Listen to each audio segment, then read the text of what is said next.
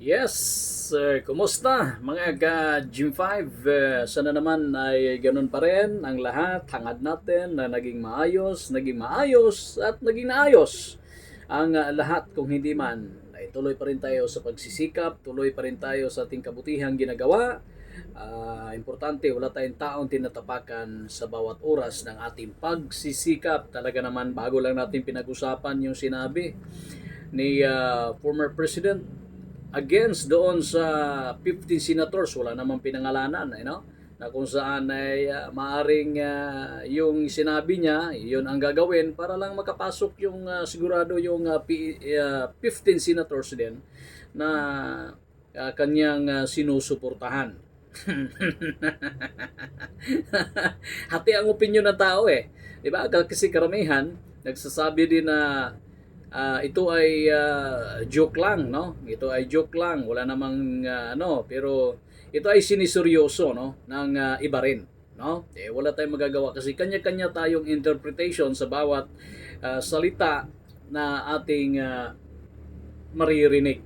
Ngayon, yun na nga yung sinabi natin, no? Nagpaabot na nga ng pahagyag si NBI Director Santiago Ocol dito at yung ibang mga mambabatas, lalong-lalo na si Congressman Adjong in relation din dito sa sinabi na ito, no? Hanggat maaari imbestigahan ng PNP at kung ano pa, no? So, sinasabi natin kanina pa na iba't iba ang pagkaiintindi, no, ng tao dito. Either ito kung joke ito, kung biro man ito para sa kay Duterte, pero hindi natin masasabing lahat ay ganon kasi maaring seryoso din, no?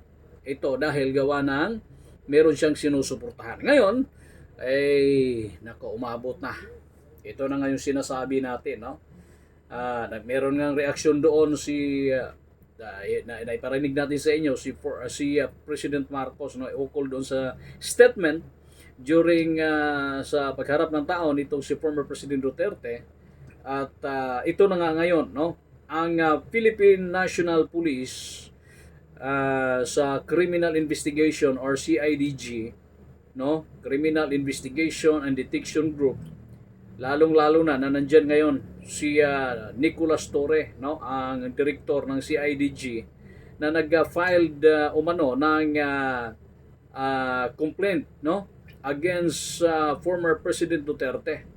Doon sa sinabi niya na pataya, no, para sa mga senador na nandiyan ngayon. Wala naman siyang sinabi kung sino. Ito ay kung ipa-file man ito, na-file na, no? Ito ay mag-uusad man ito sa DOJ, kung uusad man ito sa korte, siyempre sasagutin nila ito, no? Sasagutin nila ito. Sabi na dahil doon, no, na gusto niyang patayin, no? Gusto niyang, yun kay sabi ni Torre, dahil doon ay kaya, di ba, narinig naman natin kung ano yung sinabi ni former President Duterte. Ayaw ko lang ulitin kasi na hindi ako diyan medyo iba yung pakiramdam natin sa mga ganong usapin, guys. Ito yung dahilan, no? Ito yung dahilan kasi labag umano ito sa batas, no? Labag umano ito, guys. Ito ay sabi kasi bago lang, no? February 17, kailan ba ito? Kahapon, Monday, no? Monday, February 17, na ito ay part sa magiging case build-up, no? So, magbi-build up pa. So, titingnan na lang natin ang CIDG chief, no, na nag-file ng inciting to sedition and unlawful utterances offenses, no? Punishable umano ito under revised penal code. Ayan. Titingnan natin kung magpa-prosper ba ito, mga kapatid, no, mga ka Gym 5, no, pagdating sa panahon. Kasi napakarami namang mga isiniwalat at binitawang mga salita si former President Duterte, wala namang naging epekto ito, no? Wala namang nagpa-file ng reklamo o kaso laban sa kanya, pero ito ngayon dahil ito ay violation, no, para sa CIDG, violation ito sa revised penal code in relation especially itong inciting to sedation. Doon kinukonsider nila doon an unlawful utterances ito, no? So violation siya, isang offense na umano ay punishable under the revised penal code. So titingnan natin kung uusod ba itong reklamo na ito para kay former President Duterte. Ang alam natin, kanya-kanyang diskarte ito ngayon, no? Kanya-kanyang sikap itong dalawang grupo, masasabi natin dalawang grupo na ito, kasi mayroon din itong sinusuportahan ito si President Marcos. Siyempre, yung mga nandyan ngayon, hindi naman natin masasabing hindi sila malalakas. Malalakas yung mga yan. Di ba? Alam naman natin kung gaano kalakas, lalong-lalo na administrasyon sila ngayon. No? Ito din namang sa kay yung sinusuportahan ni former President Duterte, hindi rin natin masasabing mga mahihinang linalang ito.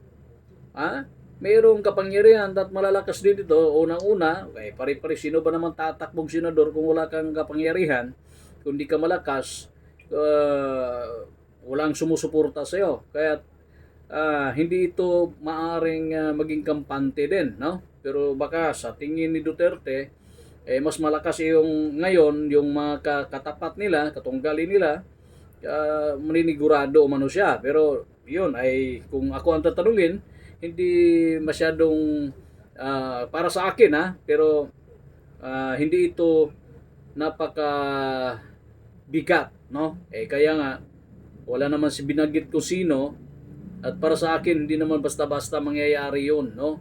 Sa likot ba naman sa dami 15, at kung gagawin mo 'yon ay wala nang ibang matuturo. Siyempre baka naninigurado itong PNP, ang CIDG, at sa tingin nila hindi hindi maring hayaan ito, no?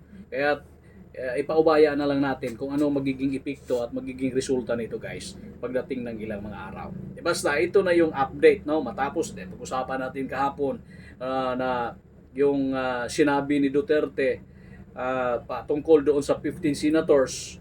Wala naman siya sinasabi kung sino at kung kanino, parang uunahin, pero sabi niya pero nakakaawa, no? Depende na lang ito kung ano ang magiging resulta pagdating sa panahon. Kasi naniniwala naman tayo na ang rule of law dito sa Pilipinas ay buhay na buhay pa, no? Kaya naniniwala tayo at umaasa pa rin tayo na lahat ng mga problema sa bansa in relation doon sa peace and order situation, lahat ng mga pangyayari at kaguluhan ay mayroong katapusan. Ang lahat ng mga pangyayari at mayroong patutunguhan na magandang investigasyon. Nandyan pa rin yung ating batas, umiikot, gumugulong pa rin at humahanap, kumakalap kung ano-ano man ang mga maaring maibigay na hustisya para sa lahat. Okay, so abangan natin mga ka-Gym 5, no? Sa mga di pa nakapag-subscribe dyan, again, please, konting pindot lang po sa notification bell para naman ay maging updated po tayo sa ating susunod na video. At huwag niyong kalimutan na mag-like, mag-share, and of course, mag-subscribe.